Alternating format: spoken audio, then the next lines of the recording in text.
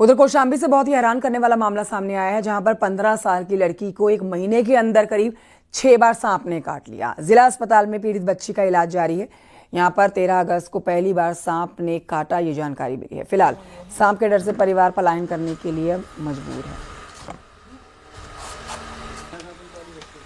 सांप काट चुका है, पहली बार जब काटा 1 महीना पहले खेत पे, अब लगातार काटते जा रहा है 5-6 दिन से। नहाते रहते हैं या कुछ काम करते रहते हैं, आता है काट के चला जाता है। आपने सांप को देखा? हाँ देखा है। कैसे देखने में लगता है? वो एक लाठी का है, एकदम ब्लैक और मोटा सा, उसके शरीर में हरी हरी लाइन बनी हुई है। एक बच्ची हमारे पास आ चुकी है, ये कम से कम तीसरी बार इस बार आई है। 15 साल के आसपास है, लगभग 10 से 15 दिन के आसपास बार बार आती है। और वो बताती है कि उसको स्नैक बाइट है, सांप के निशान भी उसमें दिखते हैं। जो भी प्राइमरी ट्रीटमेंट है वो हम करते हैं, उसके बाद एंटीवीनम देते हैं। एंटीवीनम देने के बाद फिर उसको हम लोग जिला अस्पताल रेफर करते हैं। बच्चे का नाम रिया मौर्य है और ये हमारे फिराथू ब्लॉक के अंदर ही उसका गाँव आता है। तो पहले हमारे पास ही आती है, उसके बाद हम लोग जिला अस्पताल रेफर करते हैं।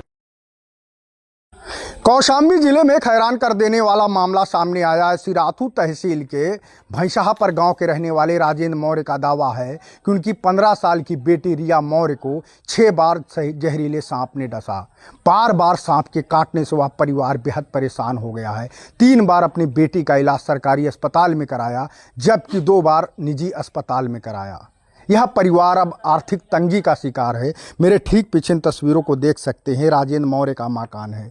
एक कच्चा झोपड़नुमा मकान जो राजेंद्र मौर्य अपने पत्नी और बच्चे और मां के साथ इसी मकान में रहता है। उसका दावा है कि इसी मकान में वह जहरीला सांप मौजूद है जो बार बार उसकी बेटी को डस रहा है। हालांकि जब 30 अगस्त को सुबह उसकी बेटी नहा रही थी, 6ठी बार सांप ने उसे काटा तो उसकी हालत बिगड़ जाती है। परिवार वाले आनन फानन में फिर उसे जिला अस्पताल लेकर पहुंचते हैं, जहां डॉक्टरों की ओर से उसको एंटीवेनम का डोज दिया जाता है। हालांकि अब उसकी हालत खतरे के बाहर है। लेकिन इस बार बार सर्पदंश की घटना के बाद से न सिर्फ राजेंद्र मौर्य का पूरा परिवार डर और दहशत में है, बल्कि अब तो गांव वाले भी इस डर और दहशत के माहौल के बीच में यहां पर अपना गुजारा कर रहे हैं। हैरानी की बात है कि इस मामले की शिकायत पुलिस के अधिकारियों के अलावा राजस्व अधिकारियों को भी दी गई, लेकिन अभी तक यहां पर किसी भी जिम्मेदार अधिकारी ने इस परिवार की कोई सुध नहीं ली है। आर्थिक तंगी से जूझ रहा है पूरा परिवार, क्योंकि जो इसके पास जमा पूंजी थी सब वो अपनी बेटी के इलाज में खर्च कर चुका है। खबर कानपुर से है, जहां पर सीजीएसटी की टीम की छापेमारी, पान मसाला कंपनी के ठिकानों पर छापेमारी की गई है। कत्था कारोबारी के ठिकानों पर छापेमारी सीजीएसटी की 10 टीम कर रही है इस समय छापेमारी। अमित गंजू फोन लाइन पर मौजूद है और जानकारी के साथ। अमित गंजू, ये खबर बताएं। देखिए कंचन जी, मैं आपको बताना चाहूंगा कि कानपुर पान मसाला, कत्था और सुपारी का हब माना जाता है। समय समय पर स्टेट जीएसटी की टीम छापेमारी करती है, मगर पहली बार ऐसा है जो हमारे सूत्र बताते हैं कि सेंट्रल जीएसटी की 10 डिफरेंट टीम्स ने कल देर शाम कानपुर के पंकी के उद्योग कुंज में एक पान मसाला कारोबारी की शुरुआत की। चेन इस कदर बढ़ती चली गई, पहले 1 फैक्ट्री, फिर 2 फैक्ट्री, फिर 3 फैक्ट्री, फिर 4 फैक्ट्री, और उसके बाद कत्था व्यापारी, फिर उसके बाद चूना व्यापारी, फिर उसके बाद बढ़ते बढ़ते शहर के तमाम स्थानों पर ये छापेमारी की बढ़ती चली गई, जो देर रात मंदना पहुंची। और मंदना में वहां के माध्यम से मिले कागजों के जो डीलर्स हैं, एजेंट्स हैं, नयागंज होते हुए पूरा ये फैला हुआ है। और 10 जगह जो सूत्र बता रहे हैं छापेमारी चल रही है। अभी तक किसी प्रकार की कोई चीज डिस्क्लोज नहीं की गई। सेंट्रल जीएसटी की टीम मीडिया से थोड़ी दूरी बनाए है और छापेमारी में लगी है। मगर अगर सूत्रों की माने तो कर अववंचना का एक बड़ा मामला सामने आया, जिसकी वजह से पूरी रात भर छापेमारी चली। जहां एक और कत्था निर्माताओं की फैक्ट्री और गोदाम पर छापेमारी चली, तो वहीं नयागंज, कलेक्टरगंज में छापेमारी चली, तो वहीं एक प्रतिष्ठान है जिनके निशानदेही पर कानपुर के 17 डीलरों की एक सूची सामने आई है, जिसमें पंकी, उद्योग कुंज, दादानगर और नरेरा में ये जगहें मिली हैं। अब देखना ये होगा कि इन आधार पर जो इनको लिस्ट मिली, उस आधार पर छापेमारी किस ओर जाती है। जी कंचन जी, शुक्रिया आपका अमित गंजू जी जानकारी के लिए।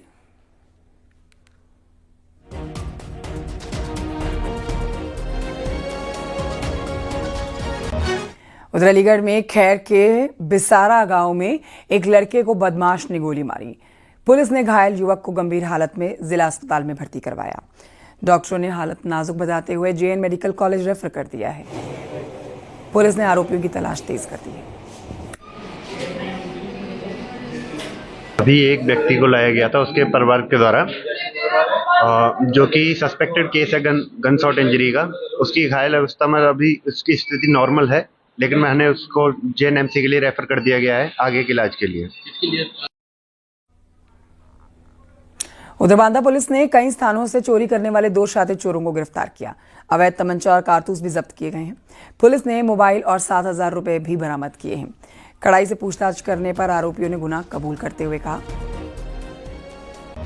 पिपरही और निवाचई गांव में चोरी की थी।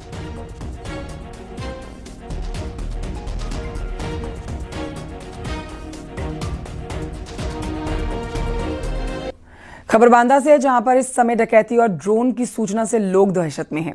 पुलिस के अधिकारी थानों में चौपाल लगाकर डकैतों और ड्रोन उड़ने की अफवाहों के संबंध में लोगों को जागरूक कर रहे हैं।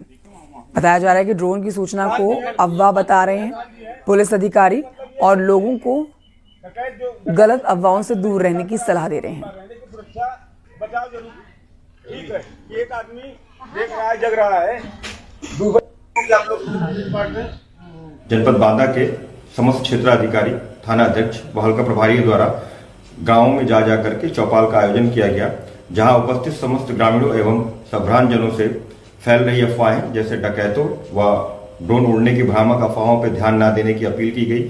साथ ही उनसे ये निवेदन किया गया कि यदि ऐसी कोई भी सूचना प्राप्त होती है तो वो त्वरित रूप से पुलिस को सूचित करें। बांदा पुलिस आम जनमानस से ये अपील करती है कि किसी भी अफवाह पर ध्यान न दें और सामाजिक सौहार्द बनाए रखें। खबर कुशीनगर से है, जहां पर आरएसएस के सह जिला कारेवा के बेटे की हत्या कर दी गई है।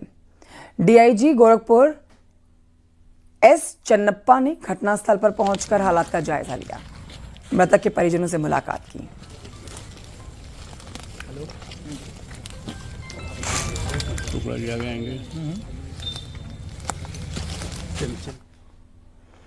बहराइच के मोतीपुर इलाके से खबर, जहां पर युवक ने जुआ खेलने से मना किया तो 4 युवकों ने मिलकर युवक की हत्या कर दी और शव को छिपाने के लिए नाले में फेंका। ग्रामीणों को युवक का शव नाले में मिला। फिलहाल पुलिस शव को पोस्टमार्टम के लिए भेज के परिजनों से पूछताछ कर रही है, गांव के लोगों से पूछताछ कर रही है और हत्यारों की जांच कर रही है।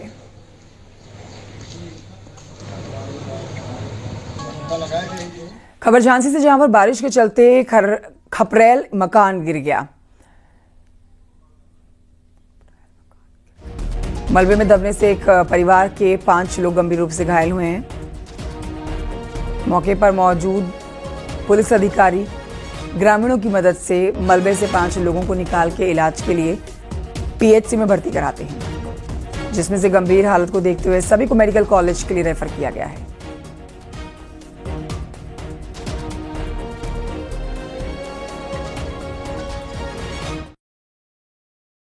जहां के शिकोहाबाद में कब्रिस्तान की दीवार बनाने के दौरान हादसा हो गया और इस हादसे में वहां पर काम कर रहे 7 मजदूर घायल हो गए। घायल हुए मजदूरों का अस्पताल में इलाज जारी है। कब्रिस्तान की जमीन को लेकर 2 पक्षों में विवाद चल रहा था। प्लास्टर कर रहे थे, उससे दीवार बन गई। कितने लोग घायल हुए हैं जी? कहाँ पर काम कर रहे थे आप लोग? तो इधर काशीराम कॉलोनी वहीं पर लग रही थी। उधर मथुरा से खबर, जहां पर बरसाना में राधा अष्टमी की धूम देखी गई। पूरा बरसाना क्षेत्र लाडली जी के रंग में डूबा हुआ नजर आया। 10 क्विंटल दूध, 1.25 क्विंटल दही, 10 किलो गाय का घी, 11 किलो शहद, शक्कर और ये पंचामृत जो है तैयार किया गया, जिससे अभिषेक किया गया। और पुलिस प्रशासन ने संपूर्ण मेला क्षेत्र को 6 जोन्स और 18 सेक्टर्स में बांटकर पूरे इलाके की निगरानी की। दुलारी की जय।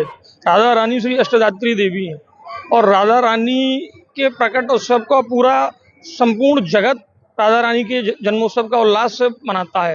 राधा रानी के दर्शन के, राधा रानी के उत्सव मात्र से अब जीव का भवसागर से जीव पार हो जाता है।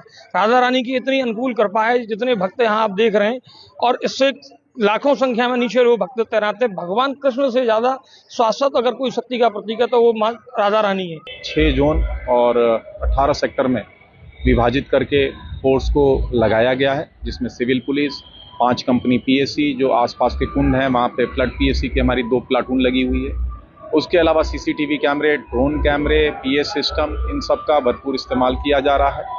क्राउड मैनेजमेंट के लिए एकल मार्ग की व्यवस्था की गई है, जिसमें श्रद्धालु एक डायरेक्शन में होल्डिंग एरिया से होते हुए मंदिर परिसर में जाएंगे और वहां से दर्शन करके निकलते रहेंगे। तो राधा अष्टमी के अवसर पर सीएम योगी ने राज्य के लोगों को बधाई दी है। सोशल मीडिया प्लेटफॉर्म एक्स पर उन्होंने लिखा, पावन पर्व राधा अष्टमी की सभी श्रद्धालुओं को और प्रदेशवासियों को हार्दिक बधाई। निष्काम प्रेम, करुणा और भक्ति की साक्षात स्वरूप श्री राधा रानी जी की कृपा से सभी के जीवन में सुख, शांति और समृद्धि का संचार हो, यही प्रार्थना है। जय श्री राधे।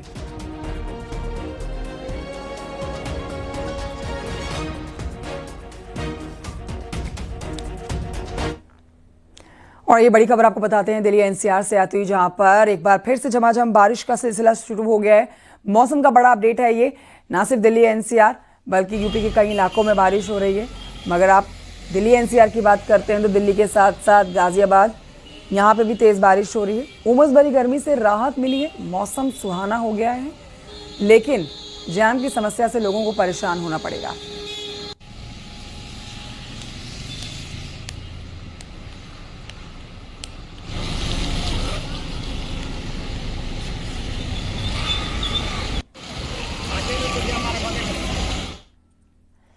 और इन्हीं खबरों के साथ वक्त एक छोटे से ब्रेक का है, हम जल्द लौटेंगे, कहीं मत जाइएगा।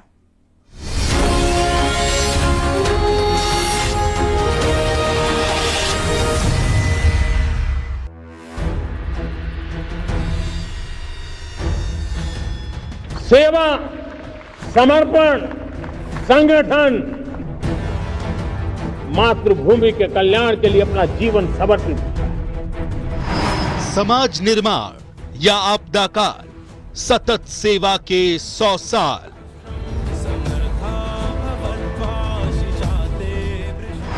नए भारत का संकल्प, संघ का शताब्दी वर्ष।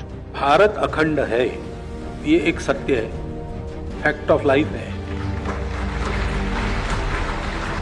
धर्म ध्वजा लहराई, राष्ट्र प्रथम की सौगंध दिलाई।